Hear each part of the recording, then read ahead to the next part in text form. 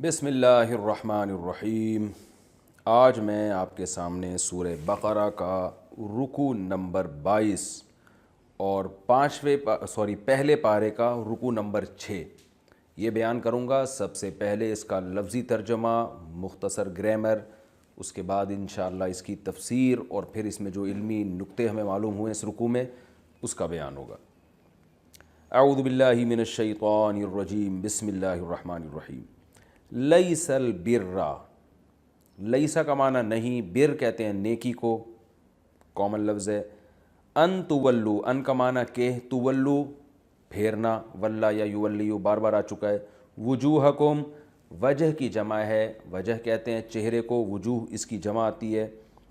نیکی یہ نہیں ہے کہ تم اپنے چہرے کو پھیر لو قبل المشرقی، مشرق کی جانب، قبل کہتے ہیں جانب کو، قبل المشرق، قبلے کو بھی قبلہ اس لیے کہتے ہیں کہ ایک جانب ہے نا جس کی طرف ہم رخ کرتے ہیں۔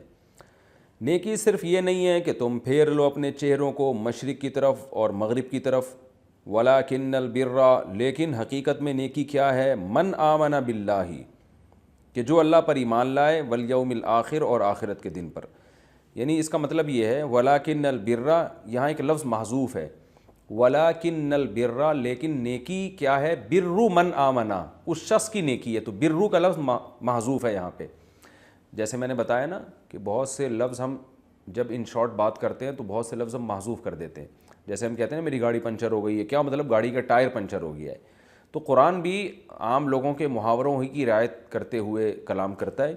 تو اللہ نے فرمایا لیکن نیکی اس شخص کی نیکی ہے جو اللہ پر ایمان لائے، والیوم الآخر، اور آخرت پر ایمان لائے، والملائکتی، اور فرشتوں پر ایمان لائے، والکتابی، کتاب پر ایمان لائے، والنبیین، اور پیغمبروں پر ایمان لائے، وآت المالا، اور ساتھ میں یہ کام بھی کرے، کیا، آتا یوتی، اصل میں تھا اعطایا، اکرما کی طرح، اس کا معنی عطا کرنا، ایتائے زکوٰۃ ہوتا ہے نا، آت الزکاۃ، وآت المالا، اور مال دے، علی حبہ، اللہ کی محبت کی بیس پر، علی کا معنی پر ہوتا ہے، کیا مطلب اس کی، یعنی اللہ کی محبت پر کا مطلب بیس، یعنی اس کی جو بنیاد ہے نا، کیونکہ عمارت آگے بنیاد کے اوپر ہوتی ہے، تو علی حبہ، اللہ کی محبت کی بیس پر، اللہ کی محبت کی بنیاد پر، اللہ کی محبت کی وجہ سے وہ مال دے، کس کو دے، ذوی القربا، قرابت داروں کو، رشتہ داروں کو مال دے،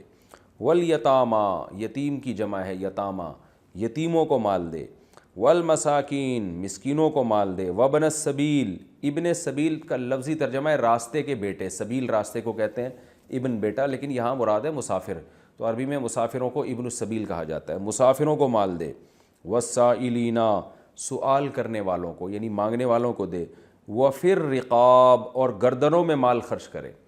رقاب جمع ہے رقبہ کی، رقبہ گردن کو کہتے ہیں، اور رقاب اس کی جمع آتی ہے، تو وفی الرقاب، اور گردنوں میں، کیا مطلب، یہاں بھی ایک لفظ محذوف ہے، وفی فک الرقاب، فک کہتے ہیں چھڑوانا، یعنی گردنوں کو چھڑوانے میں، یعنی غلاموں کو آزاد کروانے میں، غلام کو آزاد کروانے کے لیے پیسہ خرچ کرے۔ وَأَقَامَ یعنی کیونکہ غلام کی گردن باؤنڈ ہوتی ہے نا، تو یہ رقبہ کا لفظ اس لیے استعمال کیا قرآن نے کہ جو آدمی غلام ہوتا ہے نا، وہ بیچارے کی، جیسے آپ کسی کو رسی سے باندھ لیں گردن کو، کہیں کچھ بھی نہیں کر سکتا، تو غلامی کا یہی تصور تھا کہ غلام کی اپنی کوئی مرضی نہیں، مکمل وہ آقا کے تابع ہوتا تھا۔ تو اللہ نے فرمایا اس کی گردن میں جو ایک غلامی کا طوق اور رسی پڑی ہوئی ہے، اس رسی کو کھولنے میں جو پیسہ خرچ کرے گا تو اس کی نیکی ہے۔ وَأَقَامَ الصَّلَاةَ، اور نماز بھی قائم کرے، وَآتَ الزَّكَاةَ، اور زکوٰۃ بھی دے، وَالْمُوفُونَ بِعَهْدِهِمْ، موفونا اصل میں تھا موفیونا، مکرمونا کی طرح، اکرما یکرمو اکرامن، اوفیا یوفیو ایفاءن، پورا کرنا، ایفائے عہد ہے نا، وفا کرنا، تو پورا کرنا، تو والموفونا، اور یہ لوگ پورا کرنے والے ہیں، بعہدہم، اپنے ایگریمنٹ کو، اپنے معاہدوں کو، اذا عاہدوا، جب یہ ایگریمنٹ کرتے ہیں، عاہدوا ضاربوا کی طرح، والصابرین، اور صبر کرنے والے ہیں، فی البأساء، سختی میں، تنگی میں، والضراء، اور ضرر میں، نقصان کی صورت میں، وحین البأس، اور لڑائی کے وقت، بأس بھی شدت کو کہتے ہیں، تو بأسا اس سے مراد ہے تنگ دستی، یعنی غربت میں صبر کرتے ہیں. والضراء ضرر سے مراد ہے کوئی جسمانی ضرر لاحق ہو گیا ہو بیماریوں میں, اس لیے اس کا ترجمہ کیا جاتا ہے یعنی تنگ دستی میں, بیماریوں میں. وحین الباس اور لڑائی کے وقت. عرب جب کہتے تھے نا کہ بأس کے وقت یہ کیا جوہر دکھاتا ہے, تو اس سے مراد ہوتا ہے جنگ, یعنی لڑائی کے وقت بھی وہ صبر کرنے والے ہوں, جب میدان جہاد میں صبر کرتے ہوں. اولئک الذین, یہ ہیں وہ لوگ, الذین صدقوا, جو سچے ہیں. واولئک, اور یہی لوگ ہیں, هم المتقون, یہی ہیں اصل متقی لوگ, پرہیزگار لوگ. یا ایھا الذین آمنوا, اے ایمان والو, کتب علیکم القصاص, تم پر قصاص فرض کر دیا گیا ہے. دیکھیں کتیبہ کا اصل معنی تو کتابت سے ہے نا, لکھ دیا گیا ہے, لیکن یہ کنایہ ہے, کیونکہ جو چیز قانون بنائی جاتی ہے نا, فرض کی جاتی ہے, اس کو اکثر عادت ہوتی ہے ریٹن فارم میں لایا جاتا ہے. تو اللہ تعالیٰ نے چونکہ عام محاوروں میں انسانوں سے کلام کیا ہے, وہی زبان استعمال کی ہے جو جس زبان میں انسانوں سے بات کرتے ہیں, تو یہاں اس لیے کتیبہ کا ترجمہ کیا جاتا ہے تم پہ فرض کر دیا گیا ہے, لاگو کر دیا گیا ہے یہ قانون. تو کتب علیکم القصاص, تم پر قصاص کے قانون کو لاگو کر دیا گیا ہے. فی القتلى, مقتولین کے بارے میں. قتلہ یہ جمع ہے قتیل کی, قتیل کہتے ہیں مقتول کو, مقتول اور قتیل کا ایک ہی معنی ہے. تو مقتولین کے بارے میں تم پر قصاص کو فرض کر دیا گیا ہے, یعنی قصاص کے قانون کو نافذ کر دیا گیا ہے, متعین کر دیا گیا ہے. قصاص عربی میں کہتے ہیں برابری کو, قصاص کا اصل معنی ہوتا ہے برابری. تو یہاں برابری سے مراد ہے کہ بدلے میں برابری. الحر بالحر, آزاد آزاد کے بدلے میں. یہاں بھی عبارت محذوف ہے, یقتل الحر بقتل الحر, یعنی قتل کیا جائے گا آزاد کو آزاد کے قتل کرنے کے بدلے میں. یعنی آزاد آدمی, اگر کسی آزاد آدمی کو قتل کیا جاتا ہے تو اس کے بدلے میں اس آزاد کو بھی قتل کیا جائے گا. والعبد بالعبد, غلام غلام کے بدلے میں. والانثى بالانثى, عورت عورت کے بدلے میں. انثى کا مطلب ہوتا ہے عورت, مؤنث کہتے ہیں نا عورت کو, تو انثى یعنی عورت کو عورت کے بدلے میں قتل کیا جائے گا. فمن, اب میں تفسیر میں اس کی ڈیٹیل بتاؤں گا انشاءاللہ. فمن عفیہ, پس جو شخص, عفیہ کہ معاف کر دیا گیا. عفیہ عفایا یعفو, نصر ینصر کی طرح معاف کرنا, تو اس کو پڑھا جاتا ہے عفا یعفو. معافی اردو میں ہے نا, عین فا استعمال ہو رہا ہے, تو یہ عربی میں بھی ایسا ہی ہے. فمن عفیہ, پس جو شخص کے معاف کر دیا گیا, لہو اس کے لیے, یعنی معافی دے دی گئی ہو اس کو, من اخیہ اپنے بھائی کی طرف سے.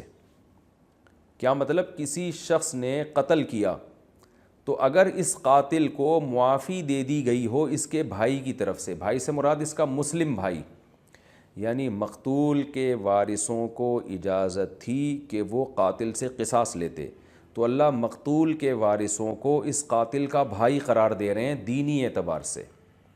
یعنی قاتل کے بھائیوں نے اگر مقتول کے وارثوں کو, قاتل کو معاف کر دیا, دوبارہ کہتا ہوں, مقتول کے وارثوں نے اگر قاتل کو معاف کر دیا, تو آگے اس کا حکم بیان ہو رہا ہے. فمن, دوبارہ پڑھتا ہوں یہ آیت, پس جو شخص, عفیہ, جو شخص سے مراد ہے قاتل, عفیہ لہو کہ معافی دے دی گئی ہو اس کے لیے, من اخیہ اس کے بھائی کی طرف سے. تو ظاہر ہے معافی کون دے گا, مقتول کے وارث معاف کرنے کا رائٹ تو ان کا ہے نا, تو ان وارثوں کو دینی اعتبار سے بھائی قرار دیا جا رہا ہے. تو جس کو اس کے بھائی کی طرف سے معافی دے دی گئی ہو, شیئن کسی بھی چیز کی معافی, یعنی کسی بھی درجے میں معافی دے دی گئی ہو, پوری سزا ہی اس نے معاف کر دی تو وہ بھی اس میں داخل ہے, اور سزا معاف کی لیکن دیت معاف نہیں کی, صرف سزا معاف کی, وہ بھی داخل ہے. دیت پوری معاف کر دی, وہ بھی داخل ہے. دیت آدھی معاف کر دی, وہ بھی داخل ہے. کسی بھی قسم کی معافی دے دی گئی ہو, فاتباع بالمعروف, تو پھر اتباع کرنا ہے بھلے طریقے سے. کیا مطلب, فعلیہ اتباع بالمعروف, تو اس پر لازم ہے, علیہ کا معنی ہے کہ اس پر, یعنی جو بھائی جس نے معاف کیا ہے نا قاتل کو, اس پر لازم ہے کہ اتباع کرے. کیا مطلب, قاتل کا پیچھا کرے, بالمعروف بھلے طریقے سے. یعنی قاتل کو اب دیت لینے کے لیے جو آپ فالو کریں گے عمدہ طریقے سے کریں گے.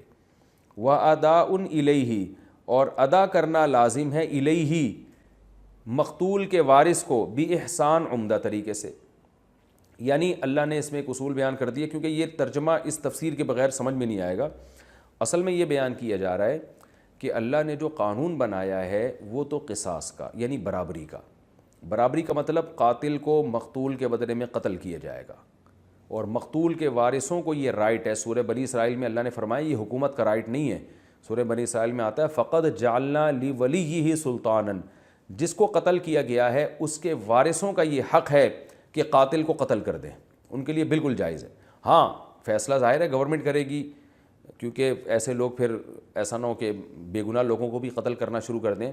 تو گورنمنٹ کا کام یہ ہوگا کہ وہ قاتل کو پکڑ کے مقتول کے وارثوں کے حوالے کرے. باقی مقتول کے وارثوں کو یہ رائٹ ہے کہ وہ قاتل کو قتل کر دیں، کیونکہ اللہ نے قصاص کا قانون بنایا برابری کا. تو برابری تو اسی میں ہے کہ جو ہے قتل کا بدلہ قتل ہے. لیکن آگے اللہ ترغیب دے رہے ہیں کہ کسی قاتل کو اس کے بھائی کی طرف سے معافی مل جائے. اور بھائی کا لفظ اس لیے استعمال کیا جا رہا ہے کہ تاکہ اس میں بھائی کو بھی ترغیب ہو کہ یار اس نے قتل تو کیا ہے لیکن کوئی بات نہیں، دینی بھائی ہے، معاف کر دو. تو اللہ فرماتا ہے اگر کچھ معافی ہو جائے تو اب دو کام ہیں. ایک تو یہ کہ مقتول کے وارث اب قاتل سے اگر دیت کا مطالبہ کرتے ہیں تو اس مطالبے کو عمدہ طریقے سے کریں، تانے دے دے کے نہ کریں. کیونکہ معافی دینے کے بعد پھر آدمی بار بار احسان جتلا ہے ہم نے معاف کیا، ہم نکالنا پیسے، دیت تو دے، اور پھر گالیاں والیاں دینا شروع کر دیں، پھر اس کو جو ٹائم متعین کیا تھا اس سے پہلے ہی ساری دیت مانگ لیں. تو اللہ فرماتے ہیں ایسا نہیں کرنا. مقتول کے وارث کی ذمہ داری ہے اتباع بالمعروف، اچھے طریقے سے اب اس کا پیچھا کرو. اور قاتل کی ذمہ داری ہے کہ وہ بھی اس احسان کو احسان مانے. اداء الیہ باحسان، عمدہ طریقے سے مقتول کے وارثوں کو دیت دے دے. وہ یہ جتنی دیت باقی رکھی ہے انہوں نے، ہو سکتا ہے پوری دیت رکھی ہو، یہ بھی ہو سکتا ہے آدھی معاف کر دی ہو. تو جتنے بھی پیسے اب اس کے ذمے بنتے ہیں اداء الیہ، یہ بھی اب مقتول کے وارثوں کو پریشان نہیں کرے گا، بلکہ اپنی ذمہ داری پہ بہت اچھے طریقے کے، یعنی احسان کہتے ہیں نا ہر چیز میں حسن پیدا کرنا، بہت عمدہ طریقے سے، شکریہ کے ساتھ، تھینک یو کے ساتھ، جزاک اللہ کے ساتھ، بھائی آپ کا بہت بڑا احسان ہے، آپ تو مجھے قتل کر سکتے تھے لیکن آپ نے معاف کر دیا، اب یہ آپ کے پیسے ہیں، یہ پورے پورے آپ گن کے وصول کریں اور ٹائم سے پہلے میں پہنچا دوں گا. تو دونوں کو اللہ نے کہا نہ تم قاتل کو پریشان کرو اور نہ قاتل مقتول کے وارثوں کا حق ادا کرنے میں ٹال مٹول سے کام لے. ذالک تخفیف من ربکم، یہ جو حکم ہے یہ تمہارے رب کی طرف سے ایک تخفیف ہے. تخفیف خفت سے نکلا ہے، ہلکا، یعنی اللہ نے تمہارے لیے ایک نرمی پیدا کر دی. یعنی اصل قانون تو یہ تھا کہ قاتل کو قتل ہی کیا جائے گا، لیکن اللہ نے ایک دوسرا آپشن بھی رکھ دیا، بھائی دیت کا بھی ہے آپشن، معاف بھی کر سکتے ہو. تو یہ تمہارے رب کی طرف سے ایک تم پر احسان ہو گیا ہے، آسان قانون بنا دیا تمہارے لیے کہ آپشن دے دیا. اس میں بہت سے قاتلوں کو ہو سکتا ہے توبہ کی توفیق مل جائے، زندگی ملے گی تو وہ توبہ کریں گے، اور جو بھی اس میں حکمتیں. ذالک تخفیف من ربکم، یہ جو معافی والا حکم اللہ نے آپشن رکھ دیا نا، یہ تخفیف ہے تمہارے رب کی طرف سے، ورحمت، اور اللہ کی طرف سے ایک انسانیت پر رحمت ہے. فمن اعتدی، پس جو بھی اعتدی حد سے تجاوز کرے گا، بعد ذالک، اس قانون کے نازل ہونے کے بعد بھی، فلہ عذاب علیم، اس کے لیے دردناک عذاب ہے. کیا مطلب؟ اللہ نے ایک آپشن رکھ دیا، یا تو قتل کرو یا معاف کر کے دیت لے لو، اور دیت بھی معاف کی جا سکتی ہے. تو جب یہ رکھ دیا تو اب کسی کو اس قانون سے آگے نکلنے کی اجازت نہیں ہے. جتنی آسانی اللہ نے دینی تھی دے دی، تو اب حد سے تجاوز کی اجازت نہیں ہے. وہ تجاوز کیسے ہوتا ہے وہ میں تفسیر میں بتاؤں گا انشاءاللہ. وَلَكُمْ فِي الْقِصَاصِ حَيَاتٌ، اور تمہارے لیے قصاص کے اس قانون میں زندگی ہے. یا اولی الالباب، اے عقل مندو، لب کہتے ہیں بھیجے کو، مغز کو، الباب اس کی جمع، اے مغز والو، یعنی جن میں واقعی بہترین عقل ہو اس کو لب کہا جاتا ہے. اے عقل مندو، اس قصاص کے قانون میں تمہارے لیے ایک زندگی ہے. لعلکم تتقون، شاید کہ تم بچنا شروع کر دو. کیا مطلب؟ جرائم سے بچنا شروع کر دو. کتب علیکم، تم پر ایک اور حکم فرض کیا گیا ہے، لکھا گیا ہے، لازم کیا گیا ہے. وہ کیا ہے؟ اذا حضر احدکم الموت، جب تم میں سے کسی ایک شخص پر موت حاضر ہو جائے، حضرہ ضربہ کی طرح. ان ترک خیرا، تو اگر اس نے چھوڑا ہے، یعنی جو مرنے والا ہے نا اس نے خیر چھوڑی ہے. خیر کا مطلب مال، مال کو بھی قرآن میں جگہ جگہ خیر سے تعبیر کیا گیا ہے. اگر اس نے کچھ خیر یعنی مال چھوڑا ہے تو کتب علیکم الوصیۃ، تم پر فرض کر دی گئی ہے وصیت، یعنی مرنے والے پر لازم ہے کہ وہ کیا کرے، وصیت کرے۔ جب اس پر موت واقع ہونے لگے اور اس نے مال بھی چھوڑا ہو تو اس پر لازم ہے الوصیت، وصیت کرے۔ وہ کیا وصیت؟ للوالدینی، والدین کے لیے بھی وصیت کرے، والاقربین، اور اقرب قرابت داروں کے لیے بھی وصیت کرے، بالمعروف، بھلے طریقے سے، ایسی وصیت ہو جس میں کسی کا حق ضائع نہ ہو۔ حقا علی المتقین، یہ وصیت لازم ہے پرہیزگار لوگوں پر۔ فمن، پس جو شخص، بدلہ، بدل یبدل تبدیلا، اس کا معنی ہوتا ہے تبدیل کر دینا، چینج کر دینا، جو شخص چینج کر دے اس وصیت کو، بعد ما سمعہ، بعد اس کے کہ اس نے اس وصیت کو اپنے کانوں سے سنا بھی تھا پھر بھی چینج کر دیا، فإنما، تو بے شک اس کا گناہ، فإنما اثمہ، تو بے شک اس کا گناہ، علی الذین، ان لوگوں پر ہوگا، یبدلونہ، جو اس وصیت کو تبدیل کر رہے ہیں۔ مرنے والا تو بیچارہ شریعت کے مطابق وصیت کر کے چلا گیا، بعد میں جو اس کو چینج کرے گا تو اس پر اس کا گناہ ہوگا، مرنے والے کو پھر کوئی گناہ نہیں ہوگا۔ ان اللہ، بے شک اللہ تعالیٰ، سمیع، سننے والا بھی ہے، علیم، جاننے والا بھی ہے۔ فمن خافا، پس اگر کسی کو خوف ہے، خافا خویفہ یخوفو، سمیع یسمعو کی طرح، من موسن، موسی کہتے ہیں وصیت کرنے والے کو، اوصا یا یوصی ایصاء، وصیت کرنا، تو مکرمن، اکرام کرنے والا، موسیون، وصیت کرنے والا، تو موسیون کو موسین پڑھا جاتا ہے۔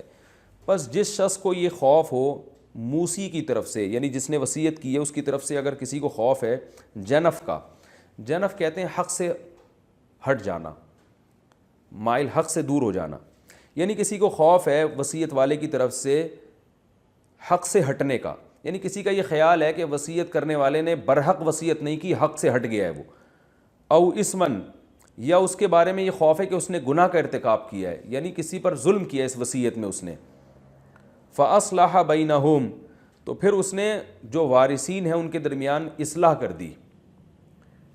یعنی کیا مطلب کہ اگر ایک شخص نے وصیت کی تو اس وصیت میں تبدیلی کی اجازت نہیں ہے، لیکن بعد والوں کو خیال آیا کہ جس نے وصیت کی تھی وہ غلط وصیت تھی، اس میں بہت سوں کا حق مارا جا رہا ہے، یا وہ غیر شرعی طریقے سے وصیت کی ہے اس نے، تو پھر اس وصیت کو اب چینج کرنا پڑ رہا ہے، تو ظاہر ہے جب چینج کریں گے تو وارثین میں اختلاف ہوگا، تو اس نے کیا کیا کہ وارثین کے درمیان سلو کا راستہ اختیار کیا، کچھ لو دو کی پالیسی اختیار کر کے ان میں سلو کر دی، اور اس سلو کی بیس پہ وصیت میں کچھ چینجنگ ہو گئی۔ تو اس قسم کی چینجنگ اگر ہو رہی ہے فلا اسم علیہ، تو اللہ فرماتے ہیں پھر تبدیلی کرنے والے پر کوئی گناہ نہیں ہے، یعنی وصیت کو تبدیل کرنے والے پر اس صورت میں کوئی گناہ نہیں ہے۔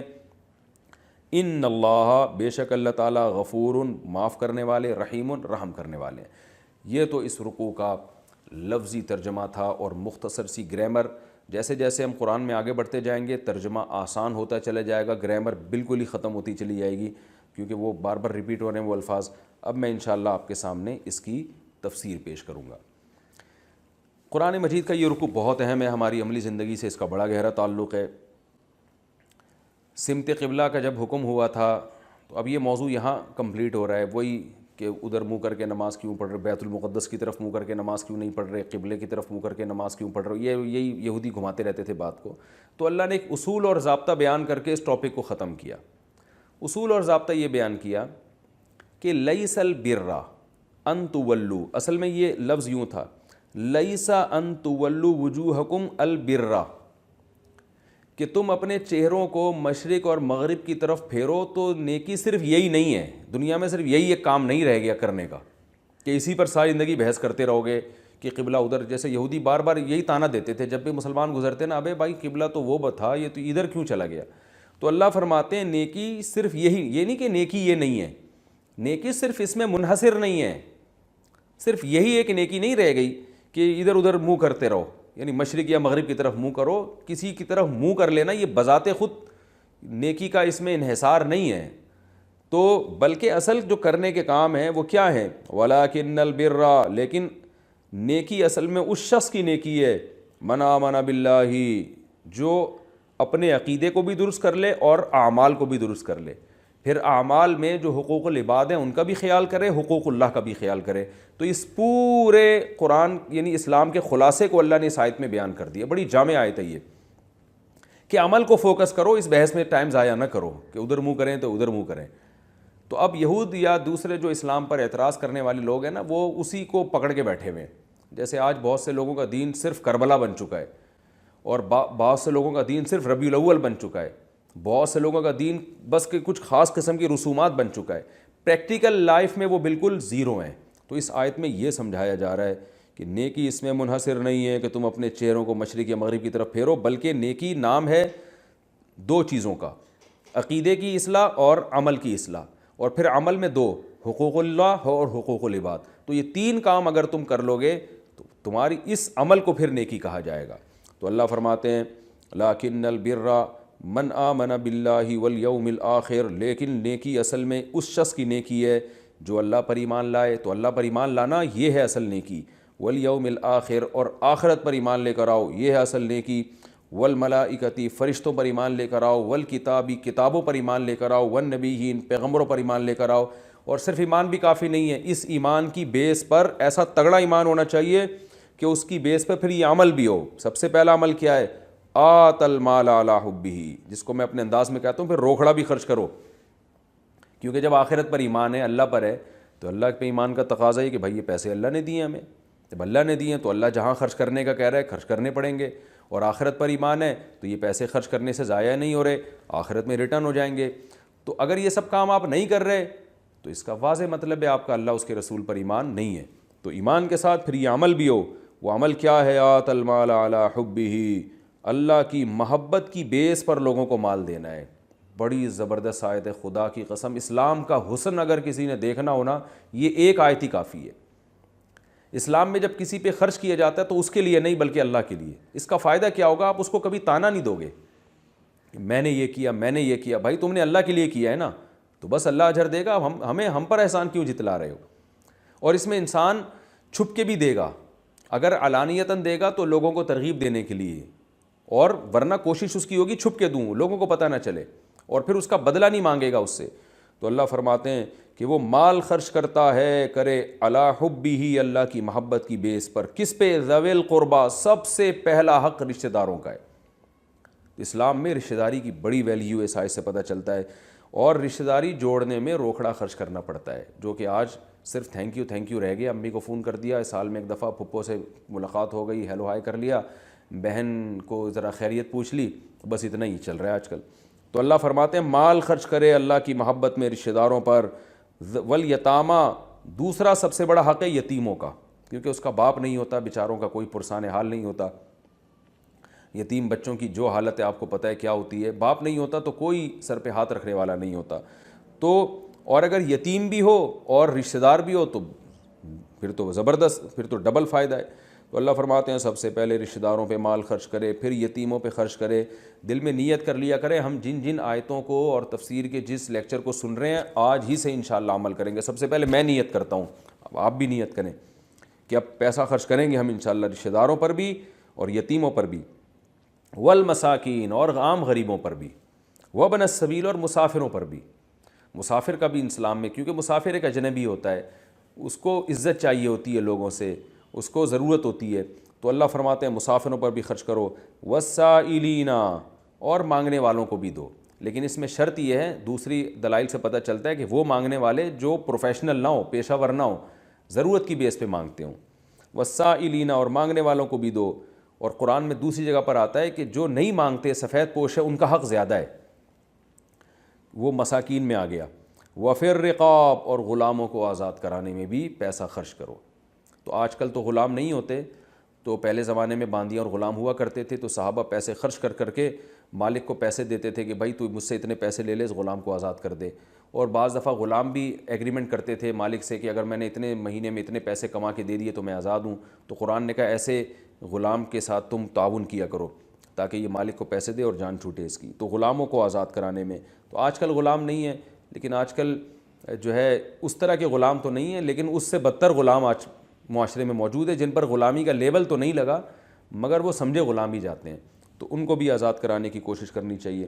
وَأَقَامَ الصَّلَاةَ, اور اللہ فرماتے ہیں حقوق العباد کے ساتھ اللہ کے حقوق بھی ادا کرتا ہو۔ اللہ کے حقوق میں 2 بنیادی حقوق ہیں، نماز قائم کرنا اور زکوٰۃ دینا۔ نماز قائم کرے اور زکوٰۃ ادا کرے۔ والموفون بعہدہم، اور کیریکٹر کا بھی ایک نمبر ہو۔ اور کیریکٹر کا کیسے پتہ؟ آپ نے دیکھا ہوگا بہت سے لوگ اعمال میں ایک نمبر ہوتے ہیں، کیریکٹر لیس زندگی ہوتی ہے ان کی، لوگ ان کو اچھا نہیں سمجھتے، حالانکہ تہجد گزار ہیں، ماتھے پہ سجدے کے محراب بنے ہوئے ہیں ان کے۔ تو اللہ فرماتے ہیں والموفون بعہدہم، اور اپنے ایگریمنٹ کو پورا کرنے والے ہوں، اذا عاہدوا، جب ایگریمنٹ کرتے ہیں۔ اسلام میں ایک ہوتا ہے عہد اور ایک ہوتا ہے وعدہ۔ وعدہ اور عہد میں فرق یہ ہے کہ وعدہ یک طرفہ کارروائی ہوتی ہے، جیسے میں نے آپ سے وعدہ کیا، بلکہ میں کیوں آپ سے کہتا ہوں، آپ نے مجھ سے وعدہ کیا کہ مفتی صاحب ہم آپ کی دعوت کریں گے، وعدہ کیا جی آپ نے، تو اس کا بھی نبھانا لازم ہے، لیکن یہ ایگریمنٹ کی طرح واجب نہیں ہوتا، بلکہ اس میں اگر کوئی آپ کو عذر لاحق ہو جائے تو آپ وعدہ توڑ بھی سکتے ہیں۔ تو آپ نے بھائی وعدہ کیا تھا، اب نہیں کر رہے، آپ کا موڈ نہیں ہے، کوئی بھی وجہ ہو سکتی ہے۔ یہ وعدہ پورا کرنا اس وقت واجب ہے جب پورا نہ کرنے سے سامنے والے کو تکلیف ہو۔ اس کی مثال ہے جیسے میں نے آپ کو ٹائم دیا، فلاں ٹائم پہ میں فلاں جگہ پہ آپ سے ملاقات کروں گا۔ اب مجھے پتہ ہے کہ میں نے آپ سے وعدہ کر لیا ہے، اگر میں فلاں جگہ فلاں ٹائم پہ نہیں پہنچا، آپ پہنچ جاؤ گے، آپ میرا ویٹ کرو گے، انتظار کرو گے، اس سے آپ کو تکلیف ہوگی۔ تو ایسی صورت میں اگر میں وعدہ خلافی کرتا ہوں تو پھر آپ کو اس تکلیف پہنچانے کا مجھے گناہ ملے گا کہ آپ نے کسی انسان کو اذیت کیوں دی، تو اس بیس پہ گناہ ملے گا۔ لہذا اگر سامنے والے کو کوئی تکلیف نہیں ہو رہی، یا کوئی وعدے کی نوعیت اس ٹائپ کی تھی کہ جس کا یعنی جس پر وہ اس کو کچھ نہیں کرنا پڑ رہا، اس کو کوئی تکلیف نہیں ہو رہی، یا آپ کو کوئی عذر لاحق ہو گیا ہے، تو پھر وعدہ توڑنا گناہ نہیں ہے۔ ہاں، جب وعدہ کر رہے تھے اس وقت ہی نیت یہ تھی کہ میں پورا نہیں کروں گا، تو پھر یہ منافقت ہے، اور حدیث میں اس کو آیت منافق کی نشانی قرار دیا گیا ہے۔ تو خلاصہ یہ نکلا کہ وعدہ توڑا جا سکتا ہے کسی مجبوری کی بیس پر، بشرطے کہ سامنے والے کو تکلیف نہ ہو اور اس کو دھوکہ نہ دیا جائے۔ تو تکلیف سے بچنے کے لیے ضروری ہے کہ اگر آپ نے وعدے کی خلاف ورزی کرنی ہے تو پھر آپ پہلے سے اس کو بتا دیں کہ بھائی میں نے آپ سے ٹائم لیا تھا اس ٹائم کا، تو میں اس ٹائم پہ نہیں آ سکتا، لہذا ہم کوئی اور اس میٹنگ کو ڈیلے کر دیتے ہیں یا کوئی اور ٹائم رکھ لیتے ہیں۔ یہ پہلے بتانا واجب ہے، نہیں بتائیں گے گنہگار ہوں گے، کیونکہ رسول اللہ صلی اللہ علیہ وسلم نے فرمایا مسلمان وہ ہے جس کی زبان اور ہاتھ کے شر سے دوسرے مسلمان محفوظ رہیں۔ تو آپ نے زبان دی اور آپ پیچھے ہٹ گئے تو سامنے والے کو اس سے بہت تکلیف ہوگی۔ تو یہ وعدہ ہے جس کی اہمیت ایگریمنٹ سے بہرحال کم ہے۔ اور ایک ہوتا ہے عہد، معاہدہ، ایگریمنٹ۔ ایگریمنٹ کہتے ہیں دو طرفہ، جیسے نکاح ایک ایگریمنٹ ہے، وہ صرف وعدہ نہیں ہے، ادھر سے ایجاب ہوتا ہے ادھر سے قبول ہوتا ہے۔ شوہر ایجاب اور قبول میاں بیوی کے درمیان اس لیے ہوتا ہے کہ عورت اس کی پابند ہوتی ہے، وہ شوہر کی اطاعت کرے گی، مرد اس کا پابند ہوتا ہے کہ وہ اس پر خرچ کرے گا اور اس سے حسن سلوک سے پیش آئے گا۔ تو اگر دونوں کسی شرط کی مخالفت کرتے ہیں تو یہ وعدے کی خلاف ورزی نہیں بلکہ یہ معاہدے کی خلاف ورزی کہلائے گی۔ اسی طرح آپ نے کسی سے کوئی چیز خریدی، 1,00,000 میں خریدی، یہ ایگریمنٹ ہے، کیونکہ دونوں طرف سے ہو رہا ہے نا، یہ ایک طرفہ کام نہیں ہے، دونوں طرف سے ہو رہا ہے۔ وہ آپ کو ایک چیز دے گا، آپ اس کے پیسے دیں گے، اب اس نے چیز ڈیلیور کر دی اور آپ پیسے اس کے دیر کر رہے ہیں، تو یہ معاہدے کی خلاف ورزی کہلائے گی۔ آپ کسی ادارے میں جاب کرتے ہیں تو آپ کو سیلری ملتی ہے، یہ سیلری معاہدے کی بیس پہ ملتی ہے، ایگریمنٹ کی بیس پہ۔ آپ ادارے سے، کمپنی سے یہ ایگریمنٹ کرتے ہیں میں آپ کے ہاں یہ کام کروں گا، اتنا ٹائم دوں گا، اور اس کی بیس پر آپ کو تنخواہ مل رہی ہے۔ اب آپ تنخواہ پوری لے رہے ہیں، ٹائم نہیں دے رہے، یا کمپنی آپ سے ٹائم تو پورا لے رہی ہے، تنخواہ نہیں دے رہی، تو یہ ایگریمنٹ کی خلاف ورزی کہلائے گی۔ تو قرآن کہہ رہا ہے وَالْمُوفُونَ بِعَهْدِهِمْ اِذَا عَاهَدُوا، کہ ان لوگوں کی نیکی ہے کہ جو عہد کرتے ہیں تو پھر وہ پورا کرتے ہیں۔ وَالصَّابِرِينَ فِي الْبَأْسَاءِ، اور یہ بھی ایک نیکی ہے جو اصل نیکی ہے، وہ کیا ہے کہ بیماریوں میں صبر کرنا، تنگ دستی میں صبر کرنا، غربت میں صبر کرنا، واویلا نہ بچانا، وَالضَّرَّاءِ، بیماریوں میں صبر کرنا۔ آج ذرا ذرا بیماریوں میں چیخ و پکار شروع ہو جاتی ہے۔ وحین الباس، اور لڑائی کے میدان میں صبر کرنا۔ یہ خاص طور پہ جو اسلامی ملکوں کی افواج کے لوگ ہیں اور جو مجاہدین ہیں ان پر یہ آج صادق آتی ہے کہ جب میدان جنگ میں لڑنے کی ضرورت پیش آئے قوم کے لیے، اپنے دین و مذہب کے لیے، تو پھر یہ میدان چھوڑ کے فرار نہیں ہوتے، مضبوطی سے لڑتے ہیں۔ اولئک الذین صدقوا، فرمائے جن لوگوں میں یہ صفات ہوں گی وہ سچے ہیں۔ کیا مطلب؟ کس میں سچے ہیں؟ نیکی کے دعوے میں سچے ہیں۔ تو یہود کو خطاب کیا جا رہا ہے کہ تم نیکی اس میں منحصر سمجھتے ہو کہ بیت المقدس کی طرف منہ کر لیں تو قبلے کی طرف کعبہ کی طرف منہ کر لیں، تو یہ نیکی جو اس طرح کے کام کرنے والے وہ نیکی کے دعوے میں سچے نہیں ہیں.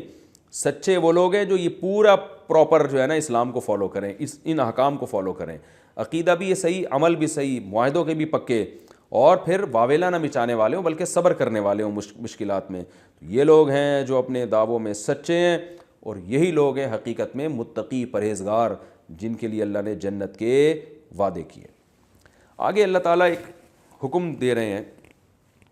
دنیا میں آپ کو پتہ ہے مختلف قسم کے جرموں کی مختلف سزائیں نافذ ہیں، اور قتل بھی ایک جرم ہے جس کی دنیا میں مختلف قوانین ہیں، اور قتل کو ریاست کا جرم سمجھا جاتا ہے. اسلام نے قتل کو ریاست کا جرم نہیں قرار دیا، بلکہ مقتول کے وارثوں کے ساتھ زیادتی قرار دی ہے. آپ کے خاندان کا ایک بندہ گیا تو یہ آپ کا نقصان ہے، اس کو ریاست کا نقصان ہوگا لیکن دوسرے درجے میں. تو جیسے کسی عورت کا شوہر مر گیا تو عورت کو حق ہے کہ وہ قصاص لے کیونکہ نقصان عورت کا ہوا ہے. بیوی کو کسی نے قتل کر دیا آپ کی تو آپ کا نقصان ہوا ہے، آپ کو یہ رائٹ ہے کہ آپ قصاص لیں. باپ کو قتل کیا ہے تو اولاد قصاص لے سکتی ہے، اولاد کو قتل کیا ہے تو باپ قصاص لے گا. تو جس کا نقصان ہوا ہے شریعت نے اس کو یہ اتھارٹی دی ہے کہ تم سزا لے سکتے ہو، اور تمہیں ہی معاف کرنے کا حق بھی ہے. اور سزا میں اسلام نے بتایا کہ تم قصاص لے سکتے ہو، یعنی برابری کا قانون ہے. تو تمہیں اس کی اجازت ہے کہ اس نے قتل کیا تو تم بھی قتل کر سکتے ہو. تو یہ اسلام کے علاوہ دنیا میں کسی مذہب میں یہ لاء نافذ نہیں ہے. دو خرابیاں دنیا کے قوانین میں. نمبر ایک، بہت سارے ملکوں میں قتل کا بدلہ قتل نہیں ہے بلکہ عمر قید ہے یا دوسری سزائیں ہیں.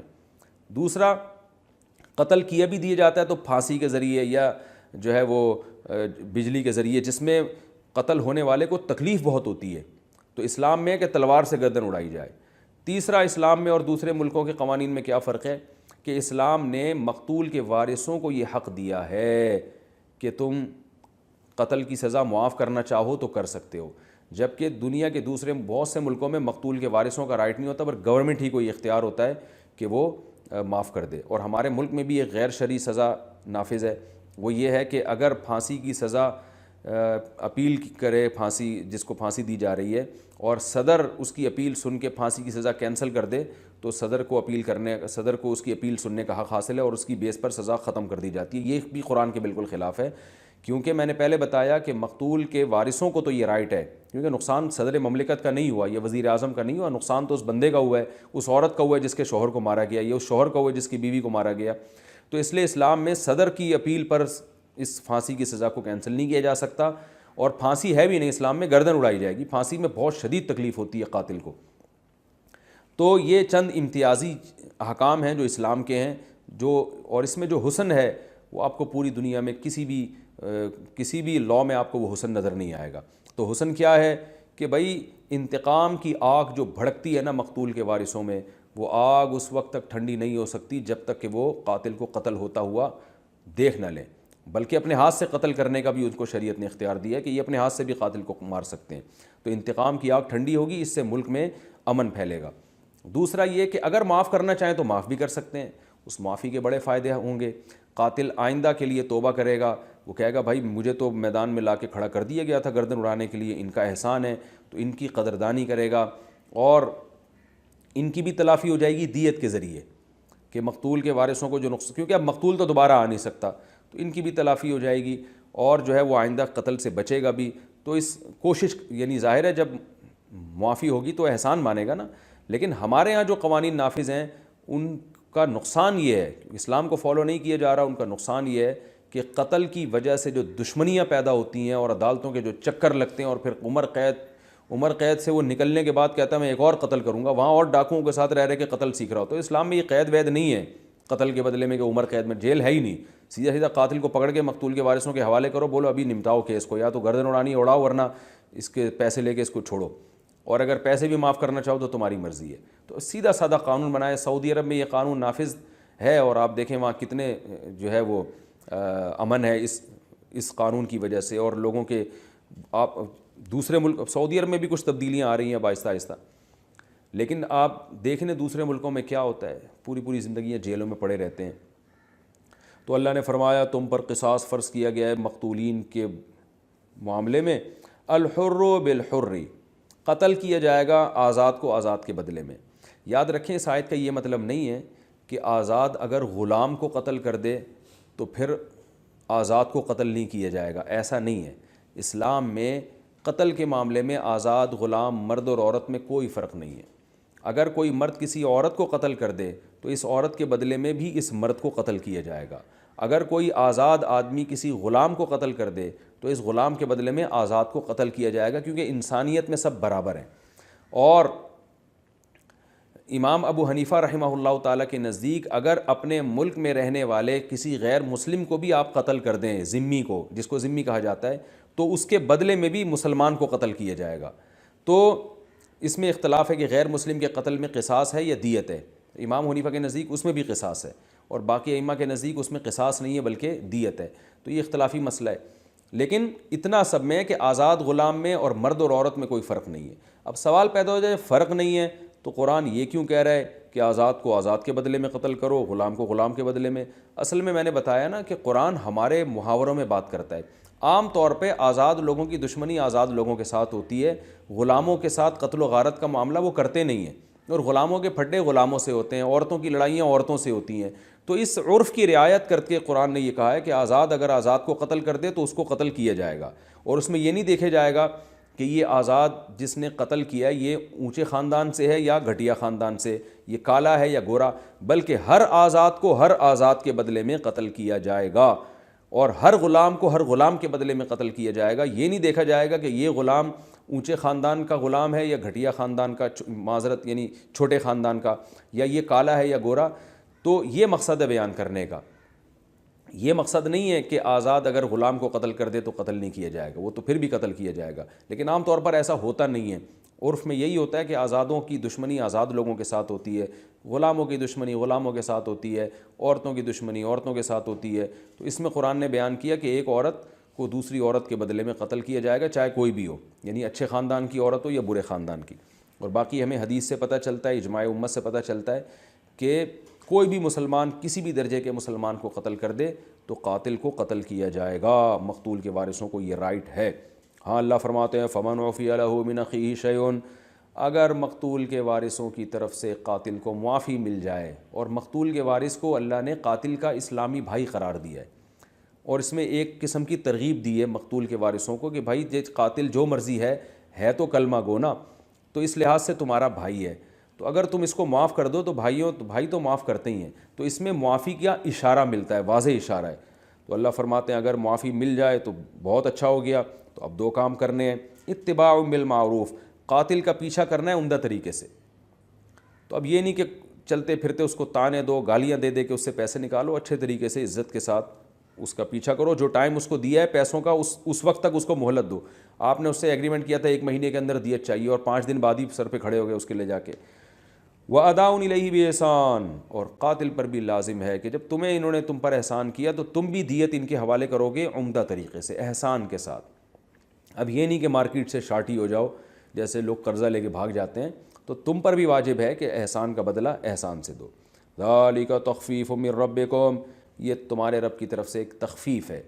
اللہ چاہتا تو یہ بھی کہہ سکتا تھا کہ مقتول کے وارث قاتل کو لازمی قتل ہی کریں گے، بس معافی کا آپشن ہی نہیں ہے۔ تو اللہ فرماتے ہیں ایسا بھی نہیں۔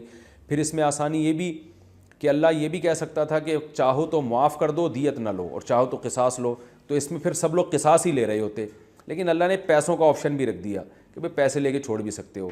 تو یہ بھی ایک مقتول کے وارثوں کے ساتھ بھی ایک آسانی کر دی کہ بھئی معافی کے عوض میں جان بچے گی اس کی، لیکن تمہیں پیسہ بہت ملے گا۔ تو ہر لحاظ سے اس میں اللہ نے آسانیاں پیدا کر دیں، یہ تمہارے رب کی رحمت ہے۔ فَمَنِ اعْتَدَىٰ بَعْدَ ذَٰلِكَ، جو اس قانون کے نازل ہونے کے بعد حدود سے تجاوز کرے گا۔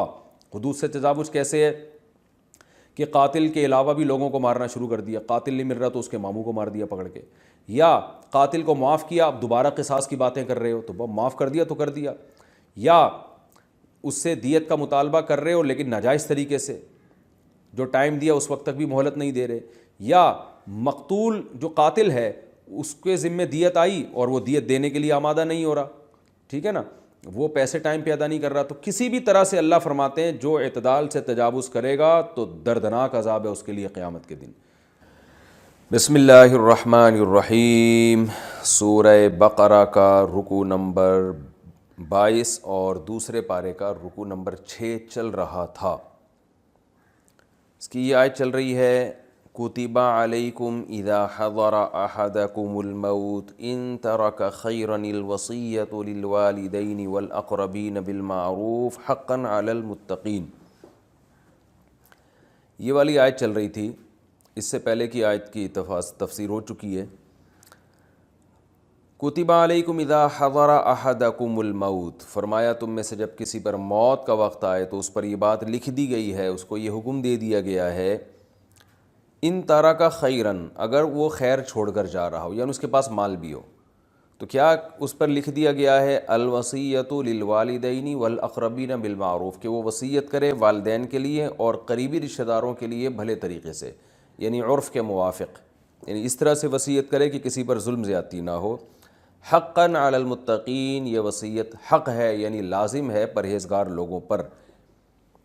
یہ اصل میں اسلام کا ایک حکم تھا جس کو اسلام نے منسوخ کر دیا، کہ پہلے زمانے میں بے اعتدالیاں بہت ہوتی تھیں، میت کے دنیا سے جانے کے بعد وراثت پہ لڑائی جھگڑے ہوتے تھے، تو ابتدا میں اسلام نے یہ آرڈر دیا تھا کہ مرنے والا خود یہ متعین کر دے کہ کس کو کتنا حصہ دینا ہے، لیکن بعد میں اس حکم کو منسوخ کر دیا گیا۔ آپ صلی اللہ علیہ وسلم نے ارشاد فرمایا الا لا وصیۃ لوارث، خبردار وارث کے لیے کوئی وصیت نہیں ہے، یعنی جو آپ کے رشتہ دار ہیں نا قریبی جن کو وراثت میں حصہ ملتا ہے ان کے لیے کوئی وصیت نہیں ہے، جائز نہیں ہے وصیت، کیونکہ اللہ تعالیٰ نے ہر وارث کا حصہ خود متعین کر دیا ہے۔ سورہ نساء کی جو آیات ہیں جو ہم انشاءاللہ آگے سورہ نساء میں پڑھیں گے، اس میں اللہ تعالیٰ نے خود بتا دیا والدین کو کتنا ملے گا، اولاد کو کیا کچھ ملے گا۔ تو اب وصیت جو جائز ہے وہ وارثوں کے علاوہ کے لیے جائز ہے، ایک بات۔ نمبر 2، وہ بھی 1/3 کے اندر جائز ہے، 1/3 سے زیادہ میں جائز نہیں ہے وہ، یہ بھی صحیح احادیث سے بات ثابت ہے اور پوری امت کا اس پر اجماع ہے۔ یعنی آپ اگر یہ چاہتے ہیں کہ میرے مرنے کے بعد کسی کو میری وراثت میں حصہ ملے تو پہلی بات کہ وہ آپ کے وارثین میں نہ ہو، یعنی آپ کی بیوی، آپ کے والدین، آپ کی اولاد میں سے نہیں ہونا چاہیے، وہ ان کے علاوہ کوئی اور ہو جس کا آپ کے مرنے کے بعد وراثت میں حصہ بنتا ہی نہیں ہے، وہ ہونا چاہیے۔ دوسرا، اس کو بھی 1/3 بھی بہت زیادہ ہے لیکن 1/3 تک اجازت ہے، اس سے زیادہ کی آپ وصیت نہیں کر سکتے کیونکہ پھر اس میں آپ کے اپنے وارثوں کا حق مارا جاتا ہے۔ تو یہ 2 شرطیں اسلام نے بیان کی۔ بہرحال یہ ابتدائی حکم تھا کہ فرمایا کہ تم میں جب کسی کی موت کا وقت ہو، اگر پیسہ ہو تو اسے چاہیے اپنے والدین اور رشتہ داروں کے لیے وصیت کرے وہ۔ فَمَن بَدَّلَهُ بَعْدَ مَا سَمِعَهُ، پس جو شخص اس وصیت کو تبدیل کر دے گا سننے کے بعد، یعنی کسی نے میت کو دیکھا کہ وہ اس نے وصیت کی ہے کہ فلاں فلاں فلاں فلاں کو دے دینا، اور آپ نے سنی بھی اور بعد میں آپ نے اس کو تبدیل کر دیا، تو ظاہر ہے مرنے والا تو دنیا سے چلا گیا، اللہ فرماتے ہیں اس کو گناہ نہیں ہوگا، لیکن جو اس کو سننے کے بعد اس میں تبدیلی کرے گا اپنی طرف سے فَإِنَّمَا إِثْمُهُ عَلَى الَّذِينَ يُبَدِّلُونَ، تو اس کا گناہ انہی لوگوں پر ہوگا جو اس میں تبدیلی کرتے ہیں۔ ان اللہ سمیع علیم، اللہ سننے والا اور جاننے والا ہے۔ فمن خاف من موص جنفا، ہاں جس شخص کو یہ خوف ہو وصیت کرنے والے کی طرف سے، جنفن کہ اس سے غلطی ہوئی ہے، جنف کہتے ہیں حق سے میلان یعنی حق سے ہٹنا، او اثمن یا اس نے گناہ کیا ہے۔ جنف اور اثم میں فرق یہ ہوگا کہ جنف کہیں گے کیونکہ جنف کو اسم کے مقابلے میں ذکر کیا ہے نا، تو اسم کہتے ہیں گناہ یعنی جان کر غلطی، تو اب جنف کا ترجمہ یہاں پر یہ ہوگا کہ غلطی سے غلطی، یعنی جان کر غلطی نہیں کی، اس کو پتہ ہی نہیں تھا مسائل کا، اس نے ایسی وصیت کر دی جو شریعت کے خلاف ہے یا اس میں کسی کے ساتھ زیادتی ہو رہی ہے، تو ایسی صورت میں فَأَصْلَحَ بَيْنَهُمْ، اگر جس کو یہ خوف ہے کہ وصیت کرنے والے نے غلطی کی ہے تو بعد میں کسی نے ان کے درمیان اصلاح کر دی، یعنی اس وصیت میں ایسی چینجنگ کر دی جس سے ورثہ میں کسی پر ظلم ہو رہا تھا تو وہ ظلم ختم ہو گیا، فلا اثم علیہ، تو ایسی چینجنگ کی اجازت ہے، اس میں کوئی گناہ نہیں ہے۔ ان اللہ غفور رحیم، اللہ غفور رحیم ہے۔ اب دیکھیں اس آیت میں جو اصل حکم تھا وہ تو بہرحال منسوخ ہو گیا ہے کیونکہ اللہ نے وارثوں کے حصے متعین کر دیے، لیکن اس آیت کا اتنا حصہ باقی ہے کہ 1/3 کے اندر وصیت کرنا جائز ہے، تو لہذا اس میں اللہ نے تاکید کی ہے کہ جو مرنے والا وصیت کرتا ہے تو اس کی وصیت کے مطابق اس کے مال کو تقسیم کرنا واجب ہے، یعنی 1/3 کی بات ہو رہی ہے، کیونکہ 1/3 کے علاوہ میں تو یہ آیت منسوخ ہو چکی ہے۔ 1/3 کی حد تک اس آیت پر عمل جائز ہے، لیکن وہ بھی والدین کے لیے نہیں بلکہ وارثوں کے علاوہ کسی اور کے لیے۔ تو اب اس میں مسئلہ یہ ہے کہ جو بھی اس قسم کی وصیت کرے گا، اگر اس نے بعد میں کسی نے تبدیل کر دی تو یہ گنہگار ہوگا۔ تو اس لیے یاد رکھیں جو بھی وصیت کرتا ہے تو اس میں تبدیلی کی آپ کو اجازت نہیں ہے، لیکن اللہ نے 2 صورتوں میں اجازت دے دی کہ وصیت کرنے والے سے غلطی ہو گئی ہو یا جان کر اس نے ظلم کیا ہو کسی وارث پر، تو آپ چینجنگ کر سکتے ہیں۔ تو آج کے یعنی غلطی سے غلطی کیسے ہو سکتی ہے، اس کو مسائل کا علم نہیں تھا۔ جیسے آج بہت سے لوگ دنیا سے جاتے ہیں اور وہ کیا کر دیتے ہیں کہ جی میری بیٹی کو اس میں سے اتنا دے دینا، حالانکہ بیٹی کو نہیں دے سکتے، بیٹی کا تو جو حق اللہ نے متعین کیا وہ دے سکتے ہیں۔ یا اس نے کہا جی میری بیوی کا یہ سارا مکان میرے مرنے کے بعد میری بیوی کے حوالے کر دینا، بس اسی کا ہو گیا، تو یہ بھی غلط ہے۔ اس کا تو جو حصہ بنتا ہے اللہ نے متعین کر دیا۔ یا یہ کہہ دیا میرے فلاں بیٹے کو یہ سب کچھ، اتنے پیسے میرے بیٹے کو دے دینا، تو یہ بھی ناجائز ہے۔ تو ایسا کوئی ناجائز کام کسی نے کیا ہو، جان کر کیا ہو یا غلطی سے کیا ہو، تو پھر اس کو تبدیل کیا جائے گا، اور اصلح بینہم، اس طرح سے تبدیل کیا جائے گا کہ اصلاح کا اس میں پہلو نکلتا ہو، کسی پر ظلم اور زیادتی نہ ہوتی ہو۔ تو یہ تو اس رکوع کی تفسیر تھی جو میں نے بیان کی۔ اس رکوع میں ہمیں اسباق کیا ملتے ہیں؟ پہلا سبق تو بہت امپورٹنٹ سبق ہے، وہ کیا ہے؟ لیس البر ان تولوا وجوہکم قبل المشرق والمغرب۔ اسلام چند رسومات کا نام نہیں ہے۔ آج ہم دیکھتے ہیں بہت سے لوگوں نے چند رسومات پر اسلام کا لیبل لگا دیا ہے، بلکہ اسلام نام ہے اپنی عملی زندگی میں اپنے عقیدے کو درست کرنا اور اپنے اعمال کو درست کرنا۔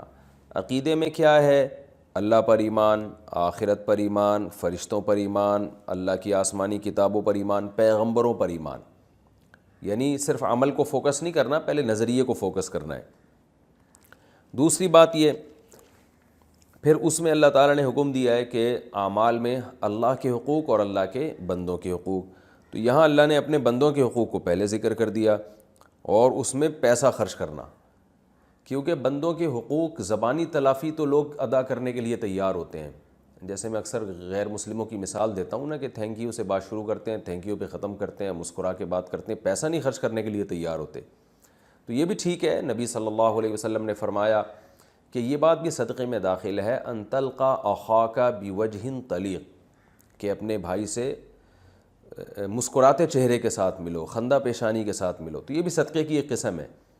لیکن صرف اتنا کافی نہیں ہے۔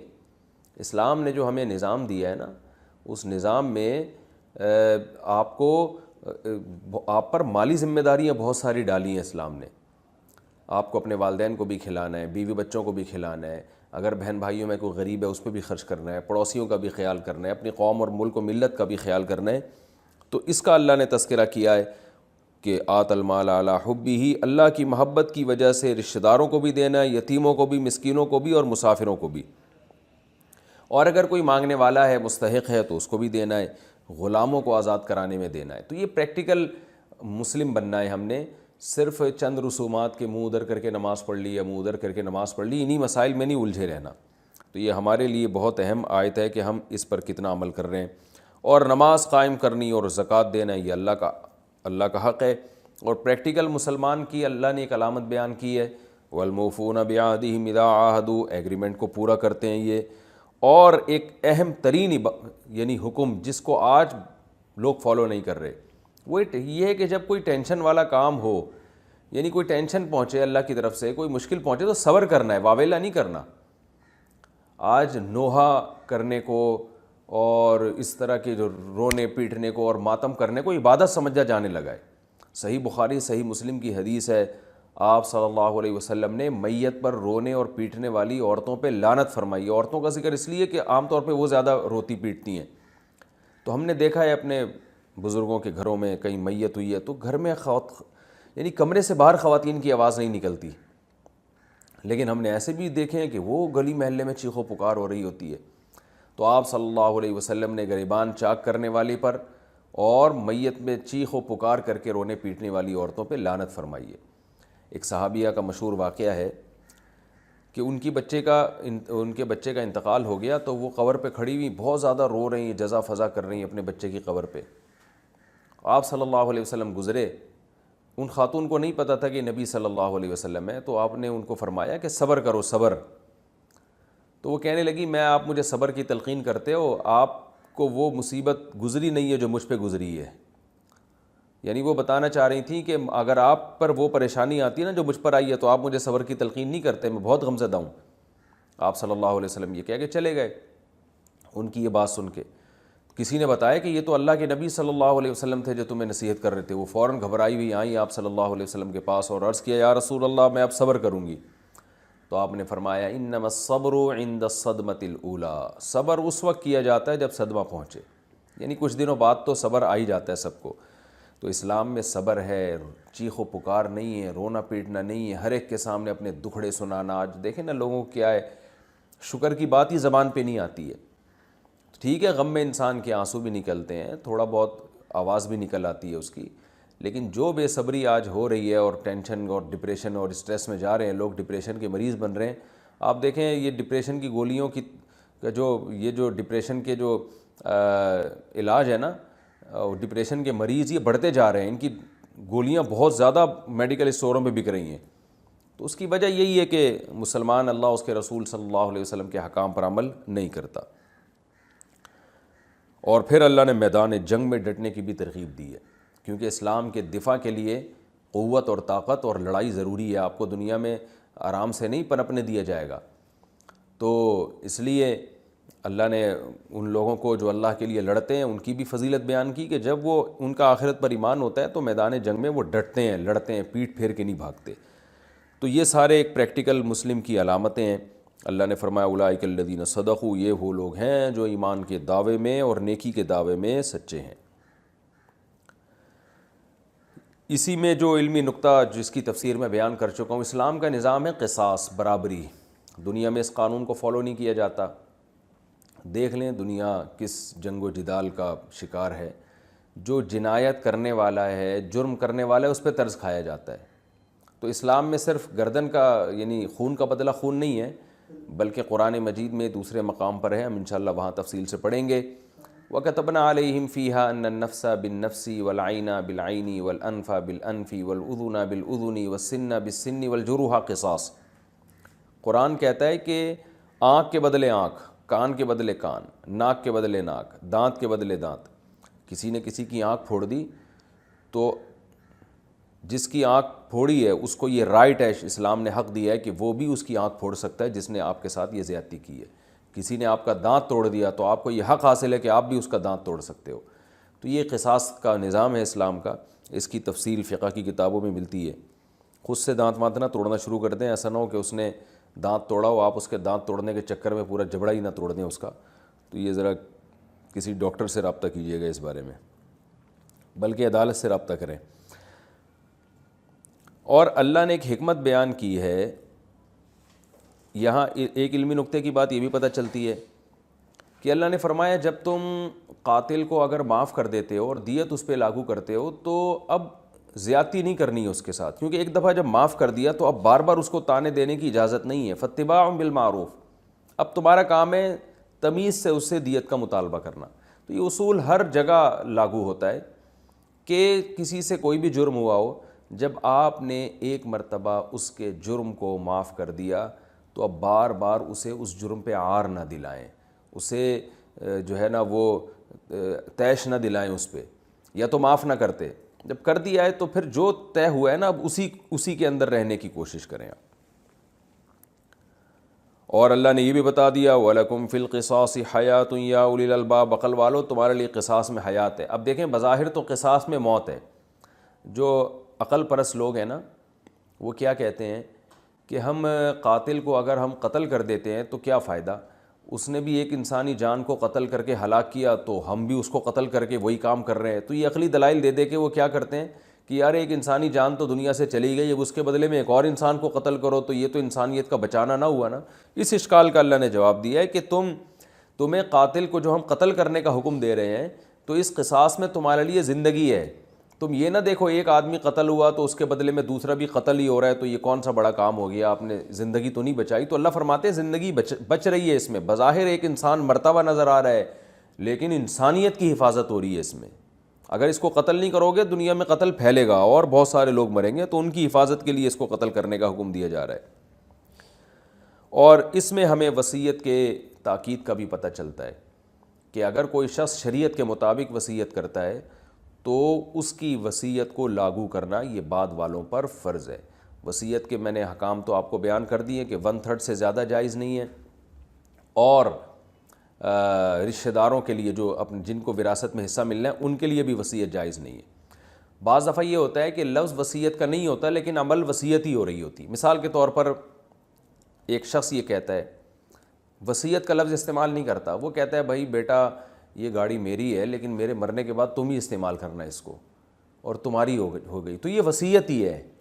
تو آپ نے اپنی اولاد کو جو کچھ دینا ہے زندگی میں آپ دے سکتے ہیں, اور زندگی میں دے کے ہینڈ اوور کرنا ضروری ہے, ان کے قبضے میں دینا ضروری ہے.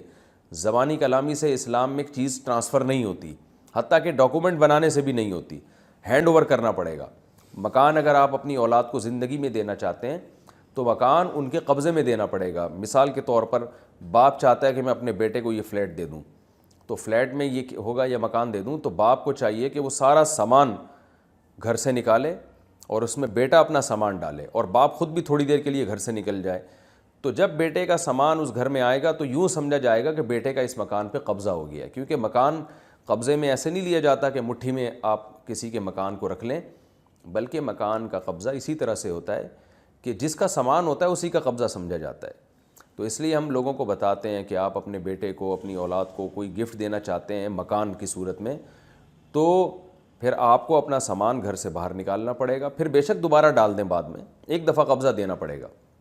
اور اگر آپ اس ٹینشن سے بچنا چاہتے ہیں تو سامان سمیت مکان ہبہ کریں آپ, یعنی آپ اپنے بیٹے سے کہیں یا بیٹی سے کہیں جس کو بھی دے رہے ہیں کہ بھائی یہ جو گھر میں جتنا سامان ہے اس سامان سمیت یہ گھر تمہارا ہو گیا. اور پھر باپ تھوڑی دیر کے لیے گھر سے باہر چلا جائے, بیٹا گھر میں آ جائے گا تو اس کا قبضہ سمجھا جائے گا, پھر بے شک باپ دوبارہ گھر میں آ جائے. تو یہ آپ کو تکلف کرنا پڑے گا, کیونکہ قبضے کے بغیر ملکیت تمام نہیں ہوتی, یعنی خرید و فروخت میں نہیں, ہبہ میں, گفٹ میں. اس کی مثال ایسے کہ میں آپ سے کہتا ہوں کہ یہ جو پگڑی میں نے پہنی ہوئی ہے, کسی سے بھی کہتا ہوں یہ میں نے آپ کو گفٹ دے دی, تو وہ نہیں ہوگی جب تک میں اٹھا کے آپ کے ہاتھ میں نہیں پکڑاؤں گا. تو اسی طرح گھر کا قبضہ سمجھا جاتا ہے, جس کا سامان گھر میں پڑا ہوتا ہے وہ قابض سمجھا جاتا ہے. تبھی تو آپ دیکھیں نا کرایہ داروں کے پھڈے ہو رہے ہوتے ہیں, یار مکان خالی کرو, تو مکان خالی کا مطلب ہمارے قبضے میں دو, اور قبضے میں کیسے, اپنا سامان یہاں سے باہر نکالو. تو یہ تکلف کرنا پڑے گا. رہا یہ مسئلہ کہ اولاد کو زندگی میں کوئی چیز گفٹ میں دینا جائز ہے یا نہیں, تو اس کا مسئلہ یہ ہے کہ آپ جب اپنی اولاد کو زندگی میں کچھ بھی دیں گے تو شریعت میں اولاد میں برابری کا حکم ہے, اور اس میں بیٹے اور بیٹی میں آپ فرق نہیں کر سکتے. مرنے کے بعد تو اللہ نے فرق کیا ہے کہ بیٹے کو دگنا ملے گا, بیٹی کو آدھا ملے گا, لیکن زندگی میں آپ کو یہ فرق کی اجازت نہیں ہے. زندگی میں جو صحیح حدیث ہے نعمان ابن بشیر رضی اللہ تعالی عنہ کی, کہ رسول اللہ صلی اللہ علیہ وسلم نے ان کو حکم دیا اولاد میں برابری کا, تو اس میں بیٹے بیٹیاں برابر ہیں. اب آپ یہ نہیں ہو سکتا کہ بیٹے کو ناشتے میں 2 روٹیاں کھلائیں اور بیٹی کو 1 روٹی, ایسا تھوڑی ہو سکتا ہے. تو ایسے ہی بیٹے کو آپ جیب خرچی 20 روپے دے رہے ہیں, بیٹی کو 10 روپے دے رہے ہیں, یہ نہیں ہوتا. تو گفٹ میں بیٹے اور بیٹی میں برابری کا حکم ہے. تو لہذا اصل حکم تو یہی ہے کہ آپ بیٹے کو جتنا 1 لاکھ بیٹے کو دے رہے ہیں تو بیٹی کو بھی 1 لاکھ دیں. یہ نہیں ہو سکتا کہ بیٹے کو دیا بیٹی کو بالکل ہی نہ دیا یا آدھا دیا. یہ شریعت میں بالکل سخت مکروہ ہے, اور آپ صلی اللہ علیہ وسلم نے اس کو ظلم قرار دیا ہے. تو ہاں اس بیس پہ اضافہ آپ کر سکتے ہیں کہ ایک خدمت گزار زیادہ ہے, چاہے بیٹا ہو یا بیٹی, تو خدمت گزاری کی بیس پر ایک کو آپ نے زیادہ دے دیا, یہ ٹھیک ہے. یا ایک نیک زیادہ ہے, اس بیس پہ آپ نے ایک کو زیادہ دے دیا, چاہے وہ بیٹا ہو یا بیٹی. یا ایک کو ضرورت زیادہ ہے, جیسے بیٹا غریب ہے بیٹی مالدار ہے, تو آپ نے اس بیس پہ بیٹے کو زیادہ دے دیا. یا بیٹی غریب ہے بیٹا مالدار ہے, تو آپ نے کہا کہ چلو بیٹا تو اپنے پاؤں پہ کھڑا ہے, میں بیٹی کو دے دیتا ہوں. یہ سب زندگی میں دینے کی بات ہو رہی ہے, مرنے کے بعد تو وہ طے شدہ ہے, وہ تو پھر اس میں تبدیلی نہیں ہو سکتی. تو اس بیس پہ کمی بیشی ہو سکتی ہے, دینداری کی بنیاد پہ, خدمت کی بنیاد پہ, اور تیسری چیز ہے ضرورت کی بنیاد پہ. اس کے علاوہ فرق کرنا یہ شریعت میں اس کو بہت سخت ناپسند کیا گیا ہے۔ اور دوسری بات یہ کہ جب آپ بیٹے اور بیٹی کو دیں گے تو میں نے پہلے تفصیل سے بتایا کہ ڈاکومنٹیشن کافی نہیں ہے، ہینڈ اوور کرنا ضروری ہے، اور ہر چیز کا قبضہ اس کے حساب سے ہوتا ہے، یہ آپ علماء سے پوچھ سکتے ہیں۔ اچھا، اس میں یہ ہوتا ہے کہ بعض دفعہ لوگ بیٹی کو جہیز دے دیتے ہیں اور کہتے ہیں وراثت میں حصہ ختم، تو یہ بھی ٹھیک نہیں ہے۔ اس میں یہ البتہ جائز ہے کہ آپ اپنی اولاد میں، جیسے بیٹی کو آپ بہت زیادہ جہیز دے رہے ہیں اور آپ چاہتے ہیں کہ وراثت میں اس کا حصہ ختم ہو جائے، تو جہیز آپ قرض کی صورت میں دیں، بلکہ گولڈ کی صورت میں۔ آپ یوں کریں کہ آپ ایک بیٹی سے یہ کہیں کہ یہ 10 تولے سونا میں نے تمہیں قرض دیا ہے، اور یہ قرض جو ہے اس سے تم اپنا جہیز بناؤ، اور یہ قرض ہے یہ میں نے واپس لینا ہے، یہ تمہیں گفٹ نہیں ہے۔ اور واپسی کی یہ صورت ہو سکتی ہے کہ میں جب مروں گا تو یہ وراثت کے پیسوں میں سے یہ قرضہ، تمہارا وراثت میں جتنا حصہ بنتا ہوگا تو اس میں سے یہ قرضہ کاٹ لیں گے ہم۔ تو اس طرح بیٹے کے ساتھ بھی کیا جا سکتا ہے، بیٹی کے ساتھ بھی، یعنی آپ کسی اولاد کو سونے کی شکل میں یا ڈالر کی شکل میں یا کرنسی کی شکل میں قرض دے دیں اور یہ کہیں کہ یہ قرض میں تم سے زندگی میں واپس نہیں لے رہا، میرے مرنے کے بعد تمہارا وراثت میں پورا حصہ ہوگا تو اس میں ہم ایڈجسٹ کر لیں گے، یعنی قرض تو تم نے لوٹانا ہے تو وارثوں، میرے مرنے کے بعد وہ وارثوں کو لوٹانا پڑے گا، تو وارثوں کو لوٹانے کا طریقہ یہ ہے کہ وارثوں نے جتنا تمہارا حصہ دینا ہے، قرض اگر کم بنا حصہ زیادہ بنا تو وہ جتنا حصہ باقی ہے وہ تمہیں دے دیں گے، قرض اگر زیادہ ہوا اور وراثت تمہاری کم بنتی ہے تو وہ تم سے کچھ حصہ واپس لے لیں گے، اور اگر قرض اور وراثت کی رقم برابر ہوئی تو وہ پلس مائنس ہو جائے گا، اس میں ایڈجسٹ ہو جائے گا، یہ جائز ہے۔ ایک مسئلہ یہ ہو گیا۔ ایک مسئلہ اہم یہ بھی ہے کہ وارثوں کے لیے زندگی میں آپ کچھ بھی ان کو گفٹ دے سکتے ہیں، لیکن اس زندگی سے بالکل صحیح والی صحت مند زندگی۔ اگر آپ بیمار ہوئے اور ایسی بیماری جس میں آپ کی موت واقع ہو گئی تو اس بیماری میں بھی آپ وارثوں کو کچھ نہیں دے سکتے آپ پھر، یعنی وہ چونکہ شریعت یہی سمجھتی ہے کہ اب جو ہے نا آپ دنیا سے جا رہے ہیں تو اب تو وارثوں کا حق آپ کی وراثت سے متعلق ہو گیا، اس میں اب آپ کمی بیشی نہیں کر سکتے۔ مثال کے طور پر اللہ تعالیٰ ہم سب کو بچائے، آج کل کرونا پھیلا ہوا ہے، کوئی شخص کرونا کے مرض میں مبتلا ہوا اور اس نے کیا کیا کہ یہ کہا کہ جی بیمار، اس کو خطرہ ہوتا ہے ظاہر ہے کہ میں مر نہ جاؤں، تو اس نے کیا کیا کہ بھائی اپنی بیٹی کو یا اپنے بیٹے کو ایک کچھ پیسے دیے اور ہینڈ اوور کر دیے، بھائی تمہارے ہو گئی ہے۔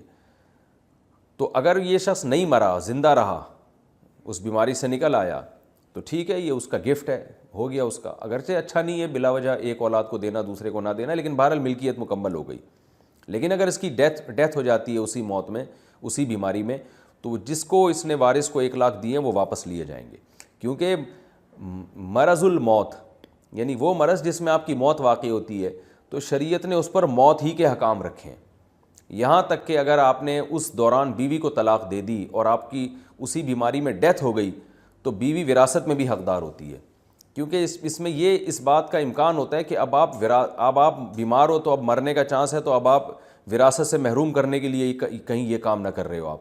تو اسلام نے جو وہ بیماری جس میں آپ کی موت واقع ہوتی ہے، اس بیماری کے وہی حکام رکھے ہیں جو موت کے بعد کے حکام ہیں، یعنی اس میں آپ کو مردہ ہی فرض کیا جائے گا، آپ اپنے مال میں کوئی ایسا تصرف نہیں کر سکتے جس سے وارثوں میں سے کسی کا حق بھی ضائع ہو رہا ہو۔ تو یہ ایک اہم اس میں مسئلہ تھا جو میں نے آپ کو بیان کیا۔ تو یہ رکوع کمپلیٹ ہو گیا ہے۔ اچھا، اس میں ایک اور علمی نقطے کی بات ہے کہ اگر کوئی وصیت کرے خلاف شرع تو قرآن نے اس کو بیان کیا کہ اس وصیت کو تبدیل کیا جائے گا۔ آج ایسے بہت سارے کیسز ہمارے سامنے آتے ہیں کہ جی وہ فلاں کے لیے وصیت کر دی، فلاں کے لیے وصیت کر دی، میرے ابا نے تو کہا تھا یہ فلاں کو دے دینا، تو بھائی ابا نے جو بھی کہا تھا وہ کالعدم ہو گیا۔ اب علماء سے آپ کو پوچھنا پڑے گا کہ وراثت کے کیا حکام ہے۔ ابا اماں کا کہا ہوا، لوگ اس پہ بھی لڑ رہے ہوتے ہیں کہ میرے ابا کی یہ چاہت تھی کہ یہ فلیٹ فلاں کو ملے، میرے ابا تو فلاں کے لیے بنوایا تھا ابا نے یہ فلیٹ، تو جب چاہت تھی تو انہی کی چاہت کے مطابق یہ تقسیم ہونا چاہیے، نہیں ہوگا، وہ اللہ کی چاہت کے مطابق ہوگا، جو میں نے بتایا کہ اللہ نے جو حصے بیان کیے ہیں، تو اس کو تبدیل کیا جائے گا اس وراثت کو، یعنی اس وصیت کو۔